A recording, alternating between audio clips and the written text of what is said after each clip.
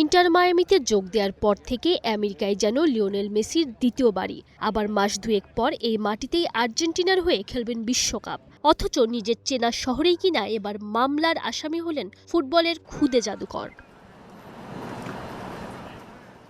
যুক্তরাষ্ট্রের ফ্লোরিডার আদালতে দায়ের হওয়া এই মামলায় অভিযোগ চুক্তি ভঙ্গ করেছেন লিওনেল মেসি আর আর্জেন্টিনা ফুটবল অ্যাসোসিয়েশন। মামলাটি করেছে ইভেন্ট ম্যানেজমেন্ট প্রতিষ্ঠান ভিআইডি। কিন্তু কেন? গেল বছর অগাস্টে প্রায় $৭০ লাখ আর্জেন্টিনার দুটা প্রীতি ম্যাচ আয়োজনের স্বত্ব কিনেছিল এই প্রতিষ্ঠানটি।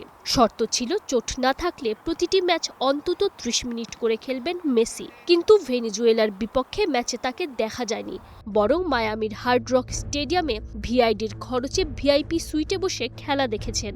যদিও ঠিক পরের দিনে ক্লাব ফুটবলে খেলেন মেসি, ইন্টার মায়ামির হয়ে করেন জোড়া গোল। তবে পুয়ের্তো রিকোর বিপক্ষে মাঠে নামেন আর্জেন্টাইন অধিনায়ক। সেখানে বড় জয় পায় আর্জেন্টিনা।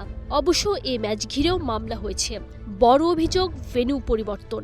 শিকাগোর ৬১,০০০ দর্শক ধারণ ক্ষমতার স্টেডিয়াম থেকে ম্যাচ সরিয়ে নেওয়া হয় চেজ স্টেডিয়ামে। স্টেডিয়াম ছোট হয় $১০ লাখ বেশি ক্ষতির দাবি ভিআইডির। যদিও ভেন্যু পরিবর্তনের কারণ হিসেবে দুই পক্ষের বক্তব্য একেবারেই ভিন্ন। একদিকে নিরাপত্তা শঙ্কার কথা বলছে এএফএ, অন্যদিকে আয়োজকদের দাবি টিকিট বিক্রি কম হওয়াই ছিল মূল কারণ। এমনকি ভেন্যু পরিবর্তনের ফলে আয়োজকদের যে আর্থিক ক্ষতি হয়েছিল, চীনের বিপক্ষে ম্যাচ খেলে সেই ক্ষতিপূরণের প্রতিশ্রুতি দিয়েছিল আর্জেন্টিনা। তবে বিশ্বকাপের ব্যস্ততার কারণ দেখিয়ে সে ম্যাচও তারা বাতিল করেছিল। সব মিলিয়ে বিশ্বকাপের আগে নতুন করে বিতর্কে জড়ালেন আর্জেন্টাইন অধিনায়ক। এখন দেখার অপেক্ষা আইনগত এই লড়াই কতটা প্রভাব ফেলে মাঠের পারফরমেন্সে। Tanzim Mosib, Star news.